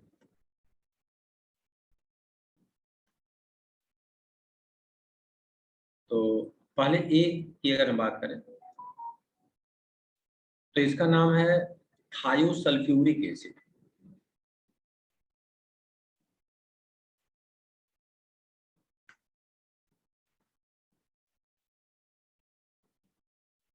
फार्मूला है H2S2O3, थायोसल्फ्यूरिक एसिड। स्ट्रक्चर की बात करें, चूंकि हम लोगों ने बोला कि थायो का मतलब है डायरेक्ट लिंकेज, तो हमने स्ट्रक्चर बना दिया भाई डायरेक्ट लिंकेज, इससे 2 OH लगा दिया, एक ऑक्सीजन बचा, डबल बॉन्ड से जोड़ दिया। थायो है तो हम SOS कर नहीं सकते क्योंकि हमें डायरेक्ट सल्फर सल्फर के बीच बॉन्ड बनाना पड़ेगा ये स्ट्रक्चर। लेकिन एक स्ट्रक्चर इसका और हम बना सकते हैं, इस सल्फर से OH जोड़ दिया, इस सल्फर से OH जोड़ दिया, यहाँ डबल बॉन्ड से वो जोड़ दिया, और यहाँ डबल बॉन्ड से सल्फर जोड़ दिया। तो जो थायो हमसे बता रहा था, हमने थायो की शर्त पूरी कर दी है दोनों स्ट्रक्चर में। यहाँ भी सल्फर सल्फर के बीच डायरेक्ट बॉन्ड हमने कर दिया, और यहाँ भी सल्फर सल्फर के बीच डायरेक्ट बॉन्ड हमने कर दिया। तो थायो वाली बात तो हमने पूरी कर दी, चाहे इस स्ट्रक्चर को देखो चाहे इस स्ट्रक्चर को देखो, थायो की कहानी पूरी हो गई। ठीक। और जब कभी थायो लग जाएगा तो एक एसिड भले नाम में है लेकिन ऑक्सीडेशन नंबर 6 से कम होगा, तो फिर जब सल्फर सल्फर में डायरेक्ट लिंकेज होगी तो जो बॉन्ड सल्फर सल्फर के कारण होगा उसके कारण कुछ ऑक्सीडेशन नंबर आना नहीं। अब प्रश्न उठता कि 2 स्ट्रक्चर हमारे पास है, दोनों में से हम किसको प्रायोरिटी दे रहे हैं? तो हम इस स्ट्रक्चर को डिस्कार्ड कर देते हैं और इस स्ट्रक्चर को प्रायोरिटी देते हैं। क्यों? ओ सॉरी, पूछना नहीं आया आपसे, क्वेश्चन नहीं पूछना। हाँ, तो वो ऐसा इसलिए होता है कि अभी हम लुई डार्ट स्ट्रक्चर थोड़ी देर पहले आपसे बात कर रहे थे। तो लुई डार्ट स्ट्रक्चर आपसे कहता है कि अगर आपके पास किसी एक कंपाउंड के एक से ज्यादा फार्मूले अवेलेबल हैं, तो आपको उस फार्मूला को प्रायोरिटी देनी होगी जिसमें ज्यादा नंबर में बॉन्ड बना, क्योंकि बॉन्ड फॉर्मेशन एक्सोथर्मिक होता है। तो अगर किसी स्ट्रक्चर में ज्यादा बॉन्ड बना होगा तो इसका मतलब है उस स्ट्रक्चर में एनर्जी ज्यादा निकल गई, बची एनर्जी कम, तो स्टेबिलिटी ज्यादा। और दूसरी चीज, अगर कोई सिमेट्रिकल स्ट्रक्चर है तो अनसिमेट्रिकल के तुलना में उसे हम ज्यादा प्रायोरिटी देते हैं। तो यहाँ सेकंड वाले स्ट्रक्चर को प्रेफर करने के पीछे दो कारण हैं। अगर हम बांड के नजर से देखें तो यहाँ देखो 2 bond, 3 bond, 4 bond, 5 bond, 6 bond, 7 bond. और यहाँ अगर देखें 2 bond, 4 bond, 5 bond, 6 bond, 7 bond, 8 bond. तो पहली बात तो यहाँ 8 बांड है, वहां 7 बांड है, इसलिए ज्यादा प्रेफर करेंगे। दूसरा, सल्फर के चारों तरफ यहाँ अनसिमेट्रिकल स्ट्रक्चर है, लेकिन यहाँ सल्फर के चारों तरफ symmetrical structure, almost symmetrical structure. तो इसलिए अगर इन दो स्ट्रक्चर में हमें प्रेफर करना तो हम इस स्ट्रक्चर को प्रेफर करते हैं, पहले स्ट्रक्चर को प्रेफर नहीं करते। पहला था हो गया, सिमेट्री की वजह से। हाँ, सिमेट्री की वजह से। सिमेट्री है नंबर ऑफ बॉन्ड। यहाँ 8 बॉन्ड है, वहां 7 बॉन्ड। तो जितने ज्यादा बॉन्ड होते हैं उतना प्रेफरेंस देते हैं क्या? जितना ज्यादा बॉन्ड होते हैं, उतना प्रेफरेंस देते हैं क्या? बॉन्ड ज्यादा होगा तो बॉन्ड फॉर्मेशन एक्सोथर्मिक होगा। तो अगर बॉन्ड ज्यादा होगा तो इसका मतलब उतने बॉन्ड बने होंगे तो एनर्जी ज्यादा निकल गई होगी। Yes sir, yes sir. और किसी भी सिस्टम में अगर एनर्जी ज्यादा निकलेगी, बचेगी कम, तो स्टेबिलिटी ज्यादा।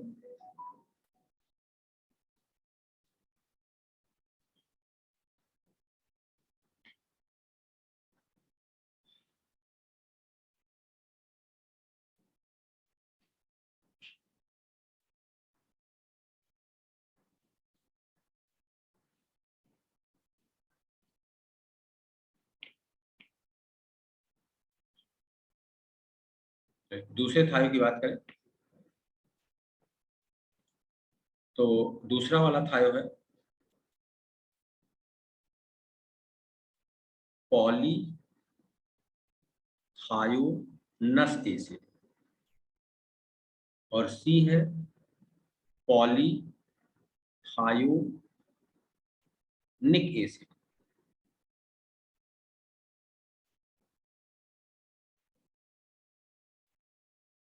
पॉलीथायोनस एसिड एंड पॉलीथायोनिक एसिड।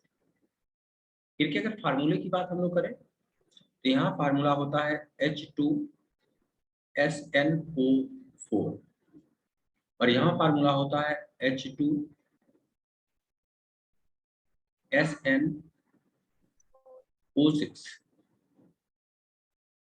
जहां n के वैल्यू की अगर बात करें तो n की वैल्यू रेंज करती है 2 to 5। The value of n ranges from 2 to 5। Example ले लेते हैं। हमने यहाँ एक एसिड दे दिया है H2S2O4, एक ले लिया H2S3O4, यहाँ ले लिया H2S2O6, और अगला ले लिया H2S2O5, H2S5O6।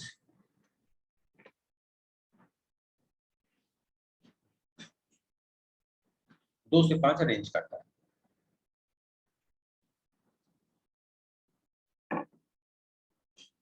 थायो डायरेक्ट लिंकेज बनाना है, आसान सी बात है।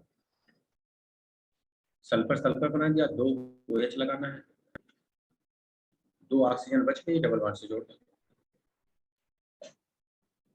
बस यहाँ ऑक्सीडेशन नंबर की बात होती है, तो यहाँ हमेशा एवरेज ऑक्सीडेशन नंबर की बात करते हैं, और एवरेज ऑक्सीडेशन नंबर हमेशा इस वाले केस में +6/n होगा।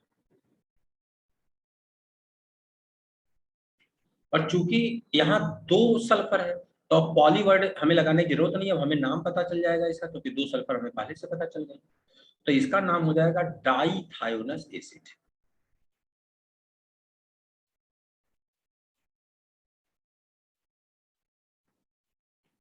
सिमिलरली यहाँ 3 सल्फर है, तो फिर हमें नाम नहीं सोचना है, ट्राईथायोनेस एसिड।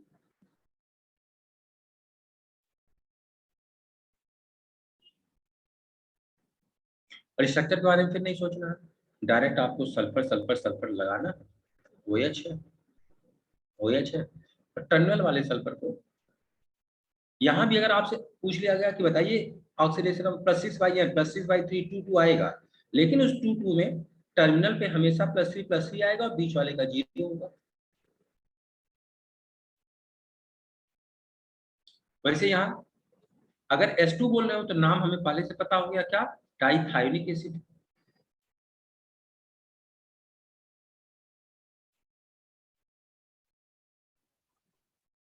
और यहाँ नाम हो गया पेंटाथायोनिक एसिड।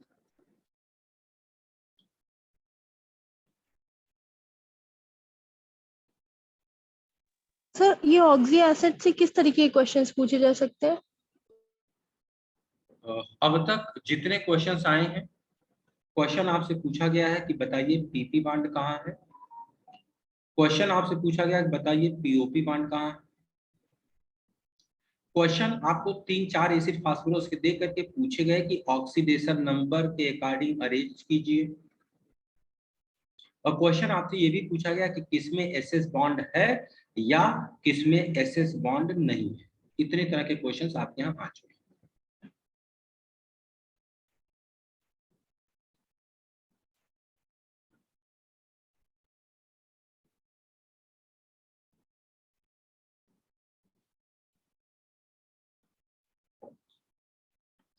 और यहाँ एवरेज ऑक्सीडेशन नंबर जब निकालते हैं तो यहाँ आता है +10/N, किनारे किनारे +5 आता है, बीच में जितने भी होते हैं सबका 0। स्ट्रक्चर ऐसे ही बनेगा।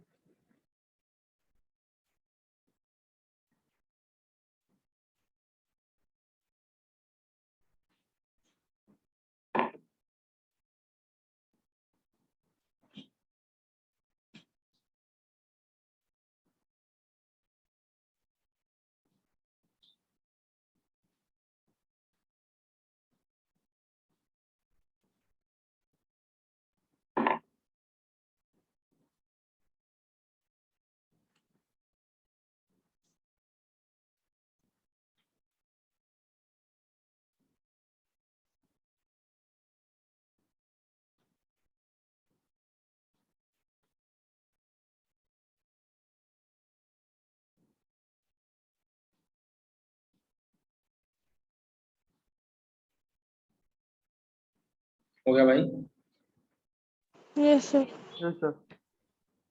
बेटा ये फास्फोरस के जितने ऑक्सी एसिड आपके यहाँ एनसीईआरटी ने दे रखा है वो सारे मैंने आपको स्ट्रक्चर बना दिए, एक केवल डिस्प्यूटेड एसिड आपका बचा रह गया है।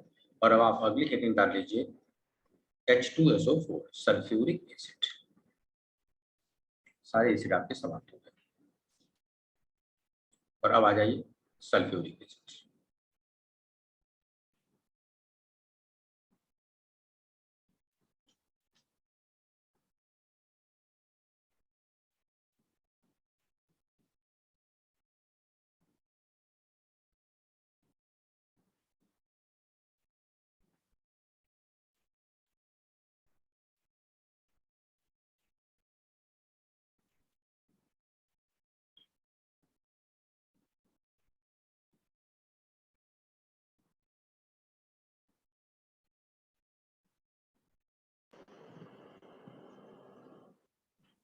सर नोट्स बनवा दीजिएगा सल्फ्यूरिक एसिड के। अच्छा यहाँ से प्लेन ना करें? सर जो लिखा है बस उसी के नोट्स बनवा दीजिए, फिर हम लोग रीडिंग तो कर लेंगे ना। अच्छा अच्छा, हमको लगा एनसीईआरटी सस्पेंड करना।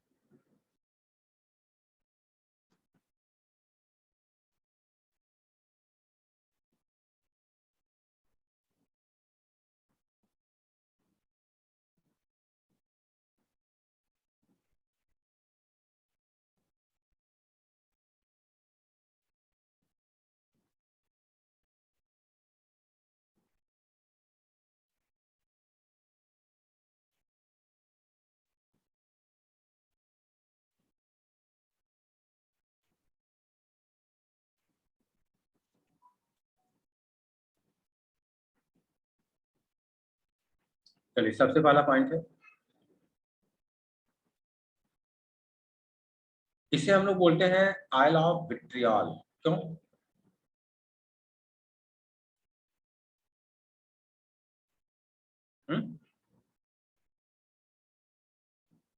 ओ अरे यार, देखो मैंने अभी खुद को ट्रेंड किया था जब 5 बार सर हाँ, क्वेश्चन नहीं पूछ रहे हैं। नहीं, वो तो आज हमने डिसाइड, जब मैंने 5 बार पूछा मुझे किसी ने ये नहीं बताया कि क्या पढ़ना है, इसीलिए आज मैंने डिसाइड कर लिया कि हमें आज पूछना नहीं, सिर्फ मुझे पढ़ाना है। हमने लेट ज्वाइन किया था। सर कब मतलब ये बोला था आपने? क्वेश्चन पूछना होता तो अभी तक जितना खत्म हुआ वो खत्म नहीं होता। अब तक तुमसे कम से कम यहाँ तक पहुंचने में 50 क्वेश्चन पूछ ही चुके होते। चलो H2SO4, तो इसे बच्चा हम लोग नाम देते हैं आयल ऑफ विट्रियल।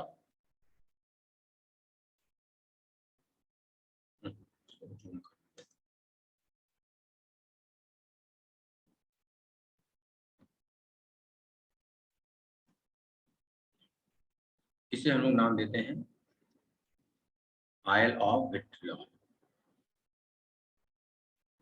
इसे आयल ऑफ विट्रियल कहने के पीछे कारण है कि जो सबसे पहले, तब ये सल्फ्यूरिक एसिड के नाम से नहीं जाना जाता था, अननोन था, लेकिन सबसे पहले ये बना था, हम लोगों ने ग्रीन विट्रियल लिया H2SO4.7H2O और इसे एक क्लोज कंटेनर के अंदर गर्म कर दिया था। क्लोज कंटेनर के अंदर गर्म किया। जब से क्लोज कंटेनर के अंदर गर्म किया गया तो एक चीज मिली थी Fe2O3, यानी रिएक्शन रिडॉक्स है, और अगली चीज मिली थी सल्फर डाइऑक्साइड, और फिर मिला था सल्फर डाइऑक्साइड, और पानी 7H2O तो निकला ही निकला था, यानी देखा जाए तो पानी एक्सेस में हो गया। अब जो हमारा ये क्लोज कंटेनर था,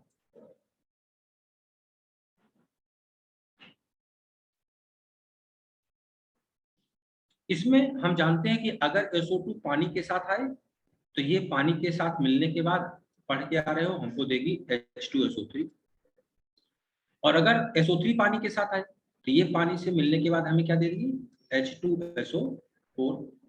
लेकिन हम जानते हैं कि H2SO3 और H2SO4 में अगर देखा जाए तो H2SO4 एक स्ट्रॉन्ग एसिड है, तो स्ट्रॉन्ग एसिड की उपस्थिति में कोई वीक एसिड सर्वाइव ही नहीं करेगा, ये फिर टूट जाएगा, और जब ये टूट जाएगा तो फिर क्या दे देगा H2O, और साथ में निकल जाएगी सल्फर डाइऑक्साइड। तो अब इस क्लोज वेसल में जब हमने गर्म किया तो हमें रिजल्ट क्या मिला? हमें रिजल्ट मिला कि ये जो वेसल की वॉल है इस पर एक गाढ़ा सा चारों तरफ चिपचिपा सा लिक्विड मिला बाद में, और ऐसा माना गया कि विट्रियल, जैसे किसी चीज का तेल जब निकालने ये भी गाढ़ा सा तेल की तरह चिपचिपा सा लिक्विड मिला था। तब चूंकि H2SO4 जैसा कोई नाम नहीं था, तब इसे नाम दिया गया था आयल ऑफ विट्रियल। लेकिन बाद में जब सल्फ्यूरिक एसिड बनाई गई तो देखा गया कि ऑलरेडी ये सल्फ्यूरिक एसिड इस रिएक्शन में हमें पहले ही मिल चुकी है, जब इसे नाम दे दिया था आयल ऑफ विट्रियल। तो पहला तो हो गया भाई, इसे हम सल्फ्यूरिक एसिड को आयल ऑफ विट्रियल क्यों बोलते हैं, ये बात हमको एक्सप्लेन कर ली।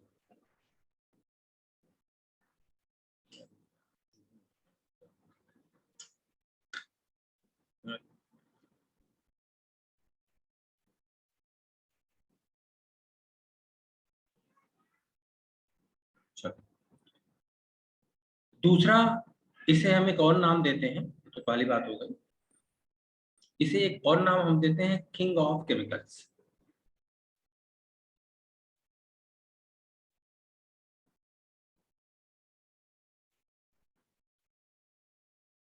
किंग ऑफ केमिकल्स क्यों बोलते हैं? क्योंकि ज्यादातर इंडस्ट्रीज में इसका इस्तेमाल होता है, और कोई कंट्री कितना H2SO4 बना रही है और कितना H2SO4 कंज्यूम कर रही है, यह एक पैरामीटर होता है उस कंट्री के ओवरऑल इंडस्ट्रियल ग्रोथ का, इकोनॉमिकल ग्रोथ का एक पैरामीटर है, कि अगर कोई कंट्री ज्यादा H2SO4 बना रही है और यूज कर रही है तो इसका मतलब चूंकि इसकी ऑलमोस्ट इंडस्ट्रीज में इसका इस्तेमाल होता है, तो इसका मतलब उसके यहाँ हर इंडस्ट्री अपने पीक पे चल रही है। और अगर किसी कंट्री में हर इंडस्ट्री अपने पीक पे चल रही है, इसका मतलब वो बहुत अच्छी, उसकी इकोनॉमिकल ग्रोथ क्या है, बहुत अच्छी, इंडस्ट्रियल ग्रोथ क्या है, बहुत अच्छी है। तो यह किसी कंट्री को जज करने के लिए इस पैरामीटर का इस्तेमाल करते हैं कि वो कितना H2SO4 को कंज्यूम कर रही है और कितना प्रोड्यूस कर रही है। चूंकि इसको ज्यादातर इंडस्ट्रीज में इस्तेमाल करते हैं, इसीलिए इसे नाम देते हैं किंग ऑफ केमिकल्स। तो अगर हमसे पूछा जाए भाई किंग ऑफ केमिकल क्यों आप बोल रहे हो, हम बोलेंगे ड्यू टू इंडस्ट्रियल इंपॉर्टेंस। तो किंग ऑफ केमिकल्स बोलने के पीछे रीजन है ड्यू टू इंडस्ट्रियल इंपॉर्टेंस।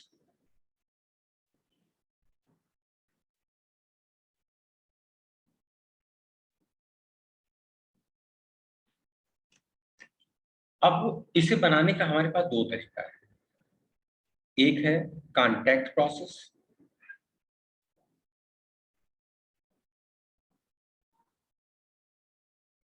और दूसरा है लेड चैम्बर प्रोसेस।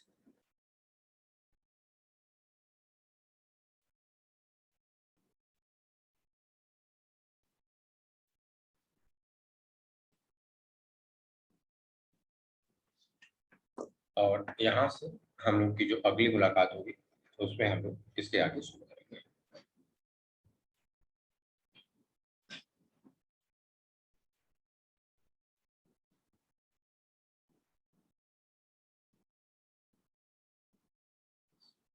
तो चलिए बच्चा, गुड नाइट। फिर अगली जब मुलाकात होगी तो हार्डली हमको लग थैंक रहा यू सर। है आधे घंटे का थैंक यू। कंटेंट है, तो फिर हम लोग तब स्टार्ट करेंगे बच्चा। Okay, bye bye, good night. Thank you sir. Thank you sir. Thank you sir.